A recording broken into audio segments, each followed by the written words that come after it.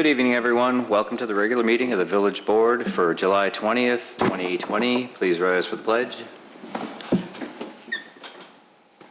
I pledge allegiance to the flag of the United States of America and to the republic for which it stands, one nation, under God, indivisible, with liberty and justice for all.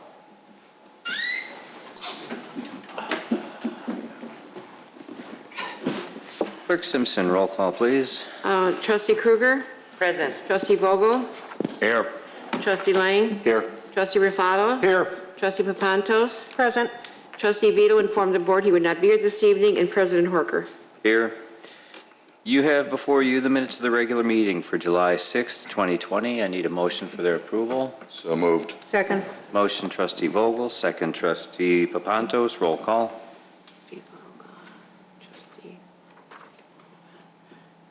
Trustee Kruger? Yes. Trustee Vogel? Yes. Trustee Lang? Yes. Trustee Rufato? Yes. Trustee Papantos? Yes. President Horker. Yes. Under changes to the agenda here, I see we need to remove item 11B from the agenda as per the petitioner's request. Can I have a motion for that? So moved.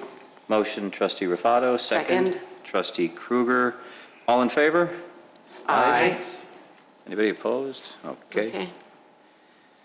There are no proclamations, appointments, administrations of oaths. So Clerk Simpson, citizens' comments and concerns? There are none. Thank you, Clerk Simpson.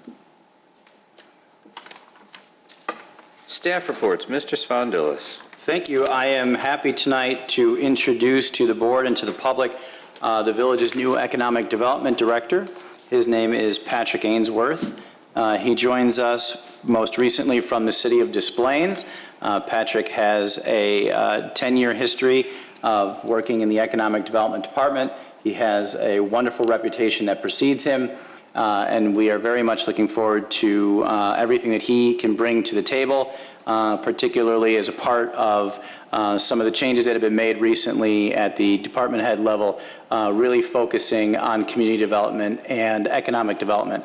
And we think we have quite a solid team. So Patrick, if you would just say a few words to introduce yourself. Thank you for having me, and thank you for giving me this opportunity. I know Wheeling's got a great reputation, and hopefully to live up to that.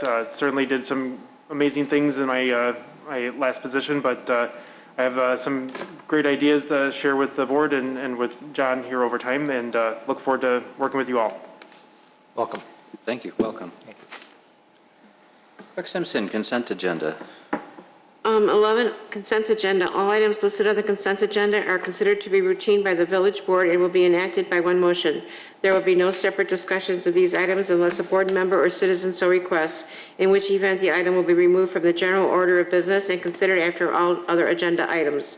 11A, resolution waiving the fidelity and surety bond requirements for Wings of an Angel to conduct a raffle event for 1 year from April 15th, 2020 through April 15th, 2021. Item 11C, resolution approving the previous bid Suburban Purchasing Cooperative Contract number 198 with L. Warren Oil Company Incorporated for the purchase of gasoline and diesel fuel. If there are no questions or comments, I need a motion for their approval. So moved. Second. Motion, Trustee Papantos. Second, Trustee Vogel. Roll call. Trustee Kruger? Yes. Trustee Vogel? Yes. Trustee Lang? Yes. Trustee Rufato? Yes. Trustee Pontos? Yes. President Horker? Yes. Brings us up to new business. Clerk Simpson. 13A, ordinance granting special use approval for a recreation and instruction facility at 303 Messner Drive, GNP Fitness Incorporated, docket number 2020-6. Mr. Clicker, what do we have? As Clerk Simpson said, we have a special use for a recreational institution facility at 303 Messner. This was recommended for approval by the Plan Commission, and it is here tonight for Village Board action. The reason for the special use is the size of the facility. It is they anticipate having over 12 participants at a time, and therefore that's what constituted the special use need. Is the petitioner here? Yes, they are. Excellent. Come on. Can we have both of them at the podium at the same time? Sure. Okay. It's all new to me too, so just, He's my husband. we'll get through. So you've probably been together. Yes. She's my wife. Works that way. Do we have any questions or comments from the board? To my right, to my left. I have a concern, and I'm the only one, so it's clearly not going to stop this. I drove past there today at about noon, and I noticed that you have the organic school lunch program there, and you have some scientific measuring facility occupying one of the spaces. And at about noon, there were barely a dozen extra spaces for parking in front of that building.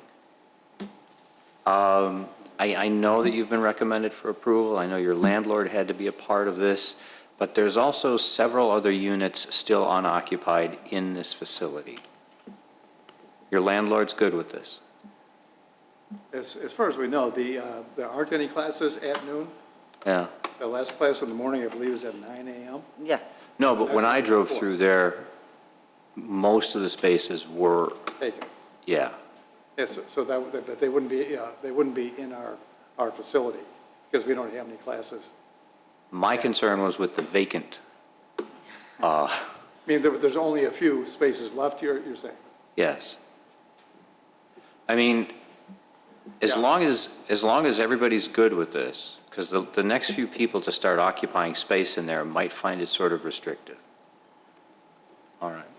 And there's no other questions or comments from the board? If everybody's good with this, I mean, either way, I still need a motion for approval. So moved. Motion, trustee Rufato, second. Second. Trustee Papantos, roll call, please. Trustee Krueger? Yes. Trustee Vogel? Yes.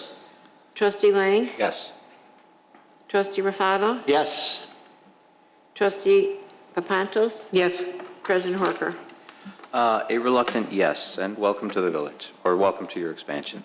Thank you very much. Thank you very Appreciate it. much. You're welcome.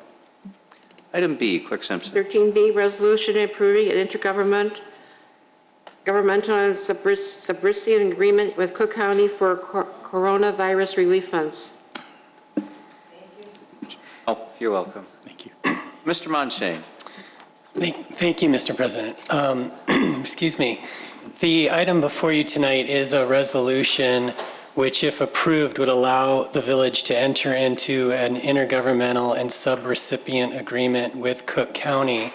The purpose of that is to allow the village to receive up to $621,000 in Coronavirus Aid, Relief, and Economic Security Act funding, which is also known as the CARES Act. The county received $429 million from the federal government, and they've chosen to distribute or allocate $51 million of that amount to the suburban municipalities so that they can use those funds to pay for their COVID-19 related costs. So this just simply gives staff the go-ahead to pursue that money. We may not be able to receive all of it because we have to show that we had direct costs related to COVID-19, but we're certainly going to apply for as much of it as we can. And in addition to that, I wanted to just mention that the county's rules in that regard have been changing because as with COVID-19, it seems to change on a day-to-day basis. So we are still learning what they're going to cover and what they're not going to cover, and that may change in the future too. But again, our plan is to try to get as much of this money as possible, as legally possible. Absolutely, Mr. Monshane. I should qualify that. So the only other thing I wanted to mention is, as long as we're on the subject of COVID-19, as you know, I've been writing in the project report about how our revenues have been impacted significantly, and I just wanted to give you a very basic idea of where we are financially. As you'll recall, when the board approved the 2020 budget, it reflected a surplus of about, I think it was $722,000 to be exact. we're at this point almost certainly going to end the year with a deficit. Our expenditures, I expect, will actually be below budget because there's been less demand for core services, so we're not spending as much money. But on the revenue side of the equation, as you know, our revenues are substantially down, especially with regard to sales tax, hotel motel tax, food and beverage tax, and so forth. The main sources to the general fund that we rely on have been hard hit by this pandemic. So the good news is that we have very strong reserves that we've built up over many years, and that's going to allow us to continue to provide core services without interruption. And I also wanted to note that as far as our pension funds are concerned, as of now, there's really no major impact to the pension funds simply because the 2019 calendar year ended with the stock market up significantly. And although there was a large dip earlier this year, it's basically rebounded to where it was, not quite to the high. So there shouldn't be, in the short term, a significant impact to our pension funds. Otherwise, we're just taking a wait-and-see attitude in terms of what the rest of the year is going to look like and how it impacts our financial situation. But we'll certainly have more information to provide to the board as the days and weeks go by. So with that, I'm happy to answer any questions you might have. Trustee Papantos? Thank you. I know, Michael, you've been keeping track of COVID-19 expenses since the start of this, probably early March, and things like this, if we had gone outside and bought them, probably would have been substantially higher, I want to say at least double, than having them manufactured in-house. When we submit, do we submit our only actual costs, and where do we stand right now?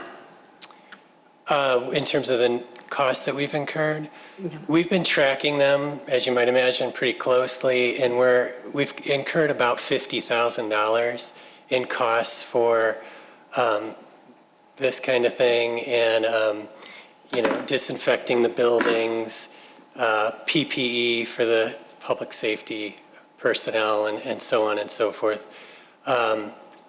So as of now, that's not, I would say, a significant amount in terms of our overall budget, but we continue to spend some money from week to week, but not nearly as much as we have till this point. It's slowing down. And will the county rules somehow contribute to loss of revenue?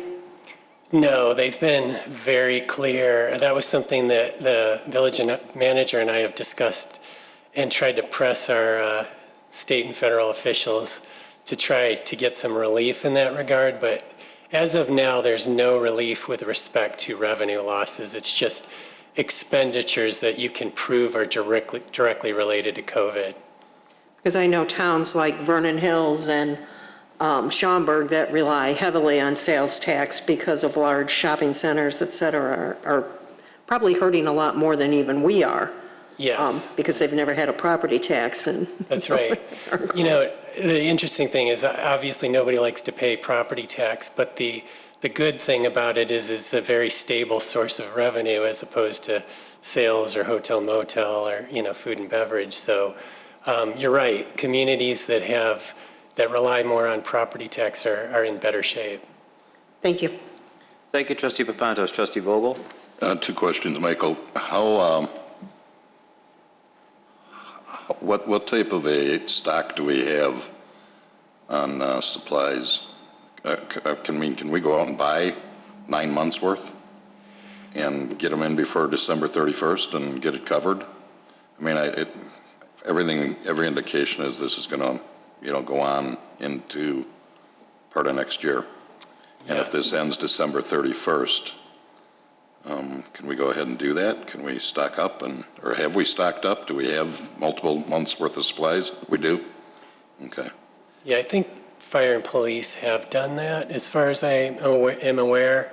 But we can certainly purchase more. You have to prove that it's needed. You can't just be stockpiling it for no need. But But yeah, we can certainly purchase more of that. But the program runs through the end of the year, so we have time to, incur some more expenditures. The other question, you kind of touched on it with real estate taxes. The fact that they've seen some, an increase, not substantial yet, but expect a higher increase in delinquent mortgage payments. Will that not affect our real estate taxes? I mean, if they're not making a mortgage payment, real estate taxes are part of that. Right. And they've also delayed the payments too. October 1st. Right, so we'll probably have, it won't cause a cash flow issue for us, but we'll get the money in later than we typically do. At this point, we don't anticipate a problem with that. There will be people, obviously, as you said, who can't pay their property taxes. But, eventually, in Cook County, if you don't pay your property taxes, those taxes get sold. Right. And we end up recouping that money anyway. So I haven't seen anything that would suggest at this point that we should be concerned about that. When they're sold, do we recoup 100%? I'm sorry? When they are sold, do we recoup 100%? We do, We do, right? okay. All right, thank you. Thank you, Trustee Vogel.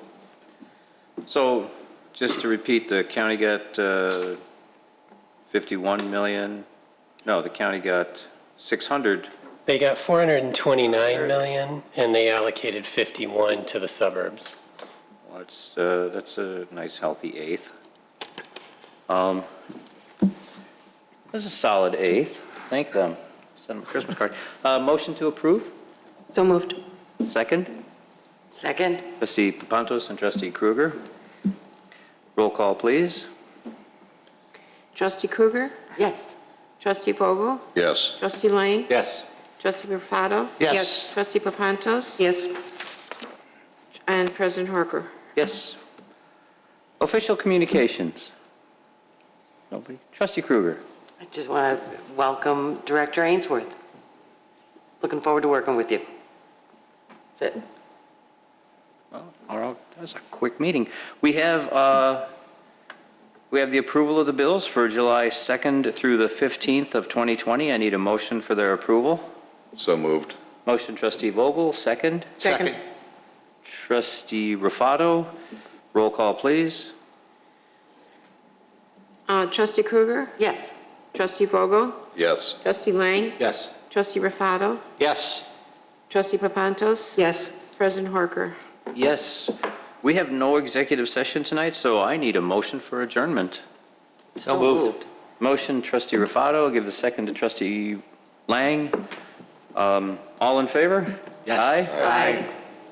Meeting adjourned. Dang. That was